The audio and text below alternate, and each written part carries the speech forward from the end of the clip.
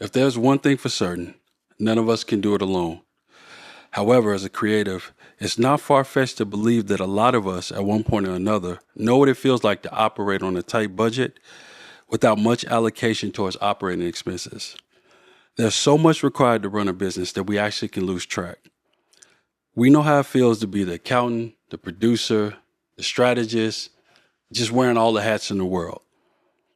I want to talk about the power of scaling through strategic partnerships because the number one thing I want to help you with is to get your time back so you can reinvest in building and scaling aspects of your business that require the most of your attention. So what does that look like? The first step, you need to be very clear about what your business model is.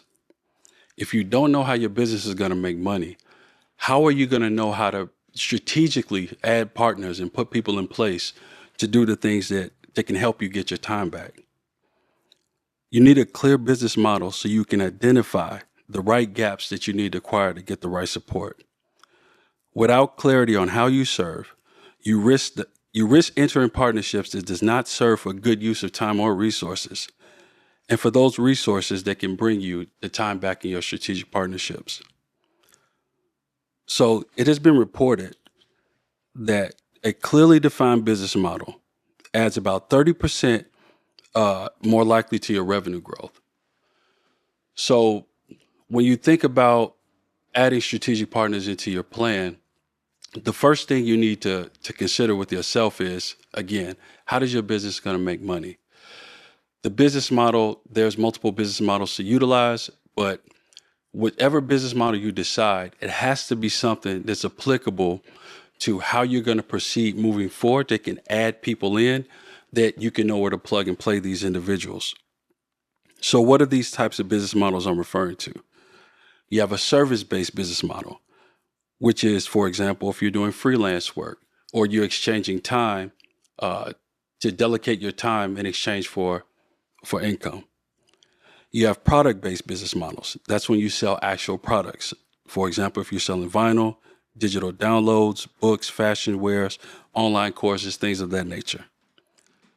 Then you have a subscription-based model, which is the membership program, exclusive content, and access to behind-the-scenes footage and for your creative process. And then you have an event-based model, which is focused on live performances, workshops, various in-person events. This creates a roadmap to begin exploring the type of skills and roles that are required to execute the creative products and the services that you provide.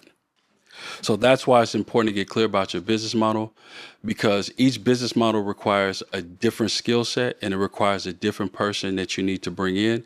And this sets us up for number two, which is mapping out and labeling everything you do to deliver your product or service. This matters because we can't scale what we can't articulate to others. Mapping out your workflow helps identify the specifics of each task required to deliver your products and services. Knowing the specifics of what's needed to deliver your products and services places us in the best position possible to develop a strategic action plan to make sure that each task can be completed and done in sequential order. So when you're bringing a product or service to market, you simply look at the end result, right? I know that I do that often as well. I look at the final end product. So a vinyl, an album, a fashion line, but there's sequential steps that need to go in place in order to make that come to life. So you have to think about, what do you do when it comes to recording the music, mixing the music, mastering the music, editing, arranging the music, writing the music, setting up the studio sessions, arranging the schedules to get people involved into the sessions. Those are multiple tasks that come into play in order for you to get to that end result. And that's what you want to map out in sequential order. You want to be able to articulate exactly each step that you do to bring something to life, because this sets us up for the next step, which is being able to design an SOP for each job opportunity. Because the goal is, you want to be able to know what's essential, what you have to do to get it done. Then you want to know what's delegatable. something that you can offer, something that you can hand off to someone else to complete on your behalf. Then you want to think of what's automatable, stuff that software can automate for you on your behalf. These digital tools and this automation process and this delegation process allows you to know what you can actually give out to someone else, and you can put in an SOP format in order for someone to follow those same steps in sequential order, which reduces your ability to be there to get it done, and it gives you your time back. But what is an SOP to begin with? It's a standard operating procedure that are living documents to articulate how to execute a specific process going from A to Z. This ensures that your business runs smoothly, even when you're not hands-on with it. SOPs help prevent miscommunication in articulating what's required to complete the process. There's been a Forbes study that found that businesses with SOPs increase operational efficiency by 50% and allows our ability to scale through strategic partnerships twice as fast. So what is a simple way to design an SOP? You want to look at it in sequential step-by-step order. So for an example, if you're outsourcing mixing and mastering, if you're an artist, you want to indicate where can you find the files. You want to indicate the different required formats that you need when those mixing and mastering files are sent back. You need stems, you need instrumentals, you need acapellas. And you want to develop a deadline and delivery expectations for that in that SOP. The SOPs developed in locations like Google make it easier to share those documents with contractors, also to help for efficiency purposes. You want to use templates to save time, so you can copy and paste and put the relevant information in place depending on which specific contractor that you're working with. And then you want to test out the SOP. Now, you may have it designed in a more vast way, but you want to test it out with small tasks. You want to allocate within the SOP maybe 3 to 5 steps that someone can follow. And once they follow those steps, you want to be able to see if there was any tweaks that needed to be made, if those steps got the person to the desired end goal that you had in mind for them. And then you can also evaluate whether or not if there's additional steps that need to be added through trial and error once the individual follows that SOP. And then 4, you want to develop a budget to outsource these tasks. Why is this important? Scaling is impossible if we continue to do everything ourselves. Delegating tasks lets us focus on high-level aspects of the business that require the most of our attention. So what are those 3 things that require the most of our attention as we're continuing to grow our business over time? You need time to make adjustments to the business model. You want to develop more effective and efficient ways to deliver your products or services. You need time to figure out what's efficient, what's not, what needs to be added, what needs to be cut away. Because if you don't spend the time to figure out how to develop the business model in the most effective way, you'll continue delivering products and services that may not be delivered at their most maximum or efficient capacity, which can slow down customer efficiency in terms of bringing people in and people doing good business with you and having a good customer experience. That's number 1. Number 2, you need time to focus on strategic development. You want to improve your digital marketing strategy so you can focus on the high-level vision and the mission of your business. So when you think about the vision of a business, that is where you want to take the business. That's the end result. Once everything is said and done, this is what you want your business to reflect. But when you think about the mission, that's what you're focused on now. That's the product and service that your business delivers to customers today. But you need time to figure out within that strategic development, are you going towards your vision? If you're bombarded with a lot of menial tasks, a lot of tasks that could be delegated, automated, you're not going to even have the time to spend to even evaluate whether or not if your business is going in the direction that you intended for it to go. And then you need to focus on finance resource alignment. That's locating the profits in the business and identifying potential future revenue opportunities that will make our business grow over time. At the end of the day, it's nice to have something for the world and service the world with your creative works, but it has to make money. So you have to figure out where the profits are coming from, and that takes time to figure out what products and services do people gravitate towards, what products and services can be improved on that people are actually buying. If you don't have time to figure out that aspect because your head is always into the actual inner workings of the business, you won't have time to fine tune and tweak those products and services to be able to allocate more revenue on the back end with the improvement of those products.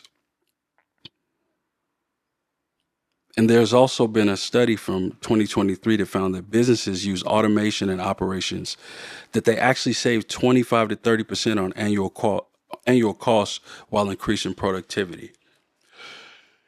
Now, here's a caveat.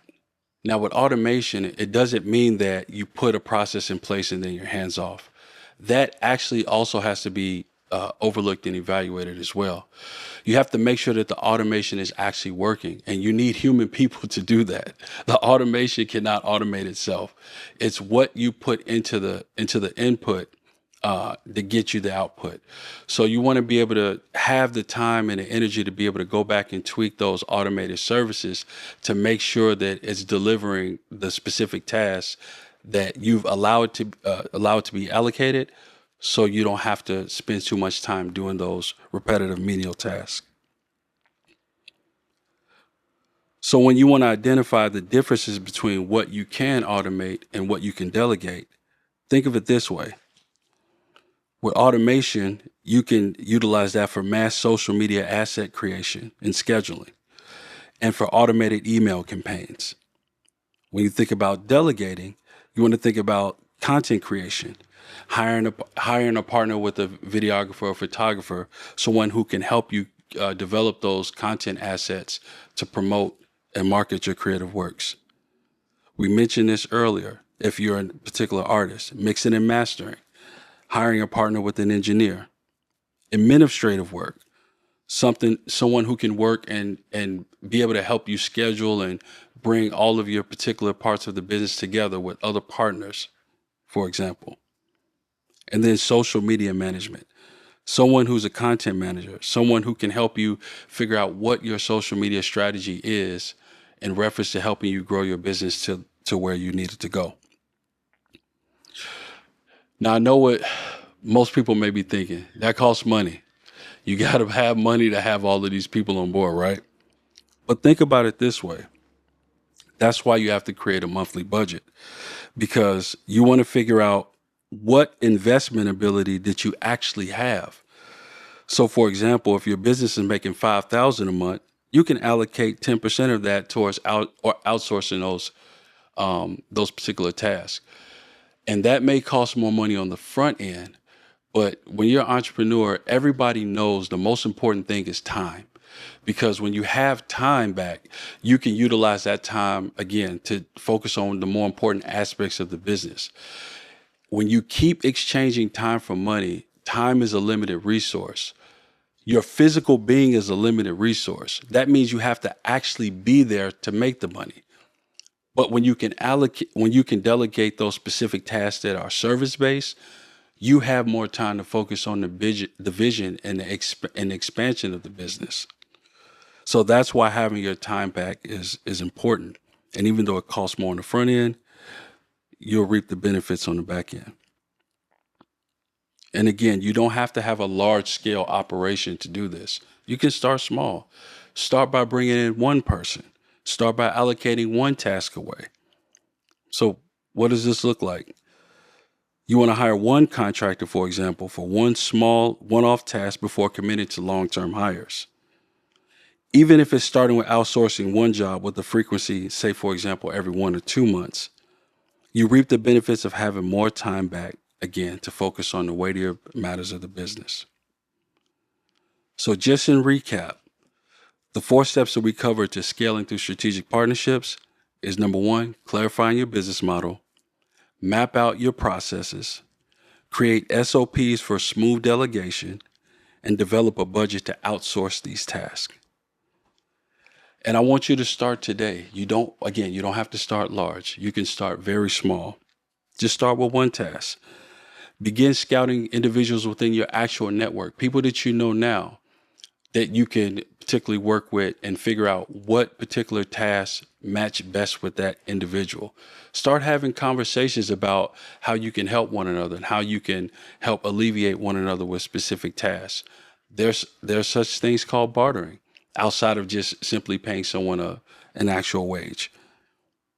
So you want to spend time working on aspects of the creative business, again, that creates long-term value and takes you closer to your overall vision to where you desire to take your creative practice. Whew, said a lot there. And again, you take this one step at a time. It's not something that we can build overnight. Anyone that's an entrepreneur knows that it takes time. But through scaling through strategic partnerships and starting small and starting with where you can, you'll see yourself over time, little by little, getting your time back and focusing on what matters most in the business. Thank you for watching Neak Creative Consulting. I really appreciate you being here. Until next week, stay blessed.